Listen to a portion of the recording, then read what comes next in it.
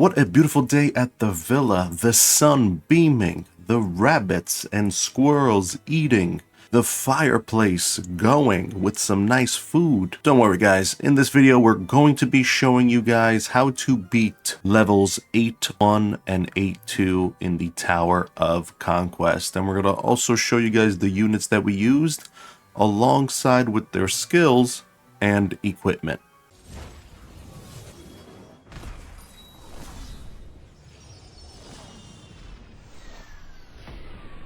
Alright, starting out the fight, I'm just going to pause it to show you guys the lineup. We have Gloria in the middle, just sitting right there, so peacefully.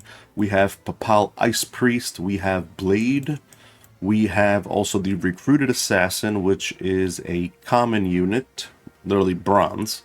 And then we have the Viridian Group, whatever his name is, no, Viridian Scout. He is a silver ranking. I'm not sure if silver ranking is considered rare. Yes, because then gold is epic and then rainbow is legendary. So we have it right there. We have this right here. What we ended up doing was this guy has invisibility. This guy has invisibility. And then here we're going to push these units back with Papal Ice Priest. And then over here with this one, we're going to throw his nice little toxic bomb that he has as his skill. So let's just press play. Now you guys can always pause it and slow it down of what I do. We did use the march command, and I see I pushed back the barrel and these units so they went back and died. With Gloria, I pushed the unit back so that he was next to the barrel, and with him, I threw the bomb, barrel exploded, boom, we're set. And then we're going to now reposition so that we can actually do some damage. Now this part took a little bit of time because we were waiting for some units to catch up and whatnot.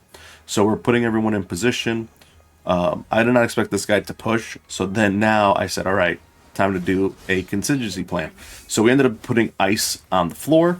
We put down an arrow right there as a defensive mechanism so he can't push more.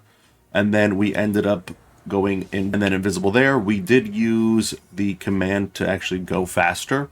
And what we're going to do is we're going to push this, take burn damage, push back so then he can take even more push damage, and then we're just going to keep dominating this guy with attacks. To be honest, we weren't really worried about him doing too much damage to us because, as you can see, we have been dodging him and whatnot.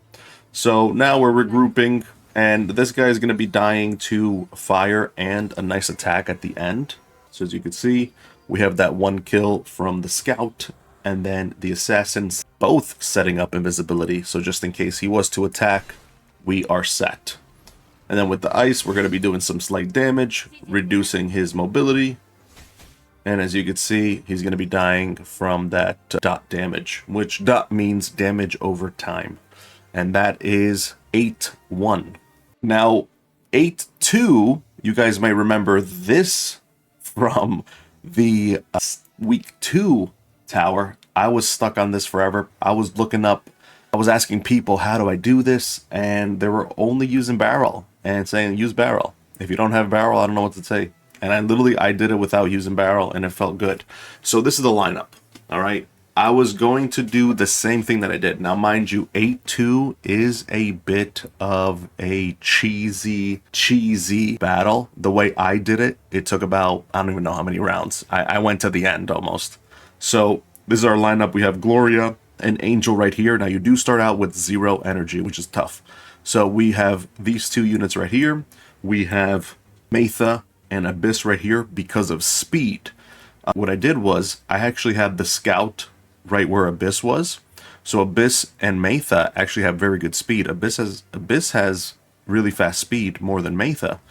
And every time they moved, this zombie looking thing would kill the scout. So then I would have to use urgent action to beat him up and move, but that wouldn't work. So this is what I ended up doing. So I ended up actually moving these two units back because in the week 2 level, whenever you exploded this, they would teleport behind the other people. So in this one, you're just starting out with 0 energy. So as you can see, I'm just setting up people in here. Now, they weren't moving, which was weird. I was like trying to bait them in, and they weren't moving. That's what I'm saying. It's a very cheesy round if you want to do this as a free-to-play. So here I am just moving the units around. I was like, come on, come attack me. Come give me the sauce. So I threw the flag there, exploded it, did some damage, and this is now where they started going to town.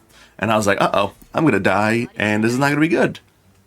But all in all, it all worked out well. They all ended up coming down. And I'm not too sure if we did end up using the urgent action. Let's see. We did that. That actually does a lot of damage. So we took out already a couple zombies. Yes, we did urgent order to actually heal up Gloria. That's what it's called, urgent order. Urgent order and march command are very useful. In this one, I did use the barrel technique. Having a barrel technique, the opponents are not going to attack it. They don't want to take damage. They don't want to die. So that it actually is considered like a little blockade. So now we're putting all the units right there. We're going to put Matha to block the bridge. And the way I did it is I actually put her forward next to Abyss. And then I put her in front. So she's facing forward. And you'll see an example right here. So I gave Matha the buffs. In this one, the opposition actually steals buffs when they attack, which is tough. But we're going to buff the shit out of Matha. And as you can see, we're going to be right there doing some dot damage. We're going to heal, get the buffs. Then Gloria is going to also do her thing and give that damage reduction and attack. And then Abyss is going to do hurt dot damage, which is lifesteal. It's 50% of her magic attack, and I think our magic attack was at 12 something or maybe 13 something, so they were going to be taking a decent amount of damage. And as you can see, I kept doing urgent order on Angel just to keep healing up Matha and giving her the buffs. It ended up working, to be honest. Like I said, I cheesed it. As you can see, Matha's taking less and less damage. The units are injured and dying, so they're going to be doing also less damage. Like I said, it was a cheesy battle. I only had to reset once because the units were not attacking. So I was like, what is going on? I think I pushed too much the first time. Once time becomes a little liberating, I will definitely be doing live stages to help out. Now, one thing that I didn't like is that little other piece of crap right at the top right here was actually moving because I actually exploded the barrel. The reason was to explode the barrel to then have to get the flag, so get some action going. But unfortunately, that did not happen. But luckily, the zombie died, or no, the troop died, and then over here, doing dot damage, getting our buffs back, and these guys don't attack at all. They don't do that much damage. So we ended up putting a barrel there, we pushed it, and they both died, and that was 8-2. Now, I would have my camera on at the moment, but unfortunately right now it's not working with the system. So it's like, it is what it is. So for the first one, we ended up using Blade. So we did have this on him, nothing too crazy, level 20, level 10, level 1. We ended up having Strength Activation. Actually, you know what? I'll show you the tree right here to make it easier for you guys. I didn't even go for the 7 route because I wasn't going to use this. Could even go for this one, to be honest. Look at this. Supports 1 dodge for 1 turn upon successful dodge. Teleports to attacker's back, dealing physical damage, and gains dodge again.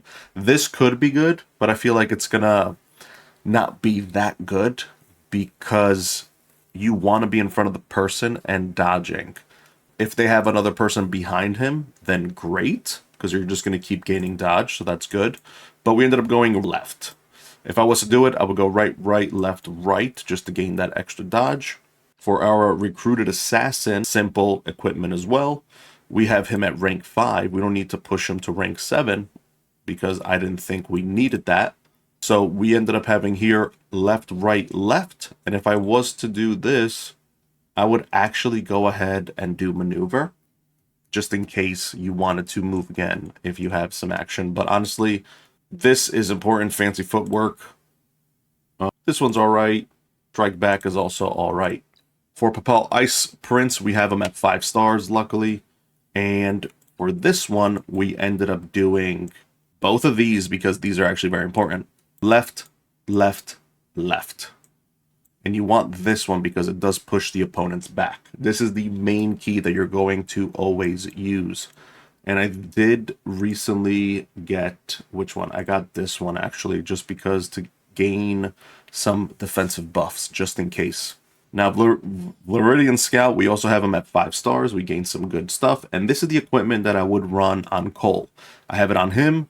And for this one, we ended up going left, left, right, right. This is the best part, the shrapnel. Shrapnel is very important because it does dot damage. 3 stacks of infection equals to the 10% of target's HP, which is actually very important.